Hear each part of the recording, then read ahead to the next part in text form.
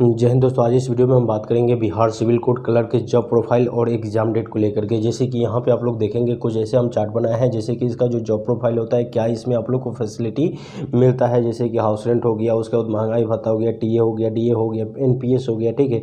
ये सब क्या क्या होते हैं और कैसे आप लोग को ये मिलते हैं, ये सारे प्रक्रिया इस वीडियो में आप लोग को जानने को मिलेगा।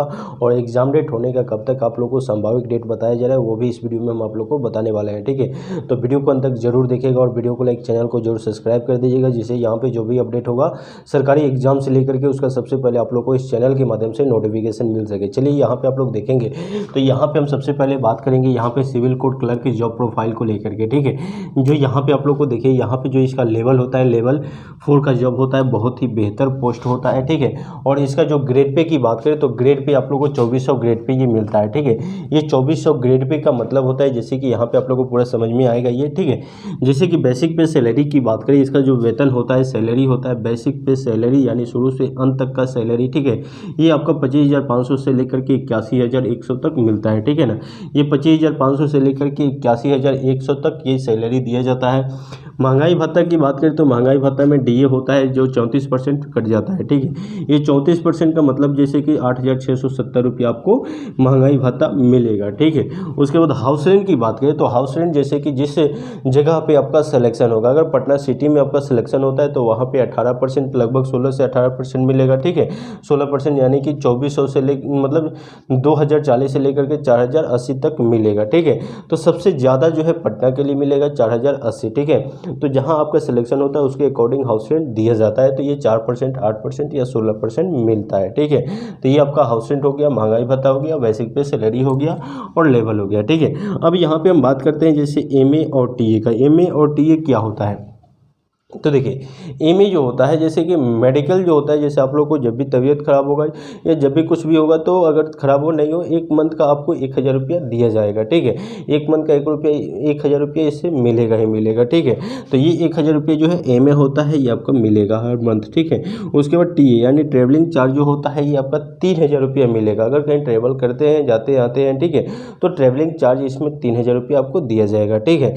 ये आपका 3,000 ये अलग से दिया जाएगा, तो ये आप लोग समझ पाए। अब एनपीएस होता है, एनपीएस का मतलब होता है कि जब आप रिटायरमेंट करते हैं तो उस समय कुछ रेस्ट अमाउंट दिया जाता है आप लोग को, ठीक है।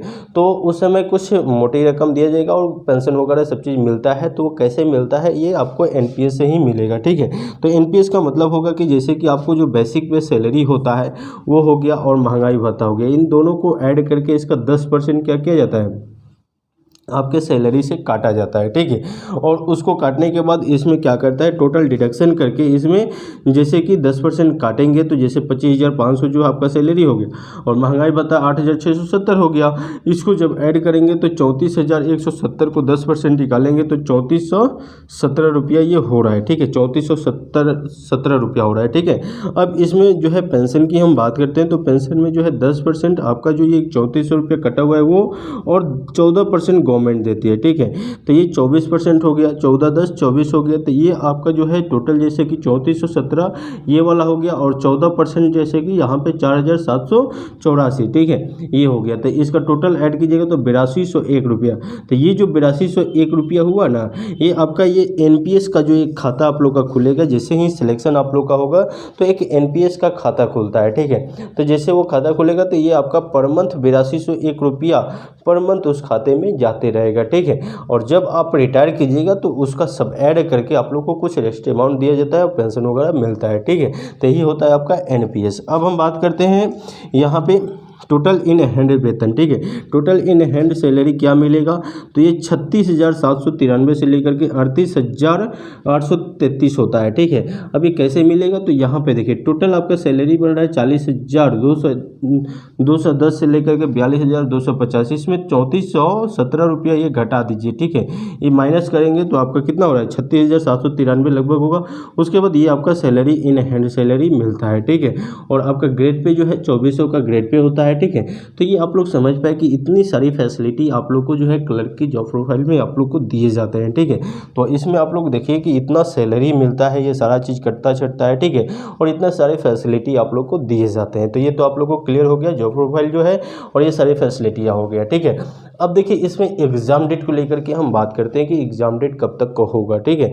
तो देखिए एग्ज़ाम डेट को लेकर के अभी तक कोई भी ऑफिशियल नोटिस जारी नहीं किया गया है और ना ही उसके वेबसाइट पे कोई भी अभी डेट मेंशन किया गया है, ठीक है।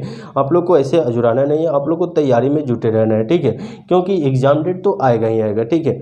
अब एग्ज़ाम डेट बहुत जल्द आएगा, ठीक है, क्योंकि फरवरी में एग्ज़ाम होने की चांस था लेकिन फरवरी में नहीं हुआ, लेकिन मार्च में लास्ट तक हो सकता है कि आप लोग को एग्ज़ाम हो, ठीक है ना। तो एक मार्च में लास्ट डेट मान करके अपना तैयारी में जुटे रहिए और एग्ज़ाम का अपना तैयारी कीजिए, ठीक है, क्योंकि एग्ज़ाम डेट कब दे दिया जाएगा कोई ठीक नहीं है और कितना जल्द ले लिया जाएगा कोई ठीक नहीं है, ठीक है। तो अपना तैयारी में जुटे रहिए और ऐसा मौका बार बार नहीं मिलेगा, ठीक है। और ये सारे फैसिलिटी जो आप लोग देख पाए, ठीक है, ये एक मोटिवेशन के लिए भी आप लोग को हो जाएगा, ठीक है ना। तो अपना तैयारी में जुटे रहिए। एग्ज़ाम डेट जो है आप लोग को ऑफिशियल वेबसाइट पर 10 दिन पहले एडमिट कार्ड का आ जाएगा। जैसे ही आएगा आप लोग मॉक टेस्ट वगैरह लगाना स्टार्ट कर दीजिएगा और इस चैनल से भी जुड़ जाइए जिससे यहाँ से संपूर्ण रूप से तैयारी भी हो जाए। वीडियो देखने के लिए बहुत बहुत धन्यवाद। मिलते हैं अगले वीडियो में। जय हिंद।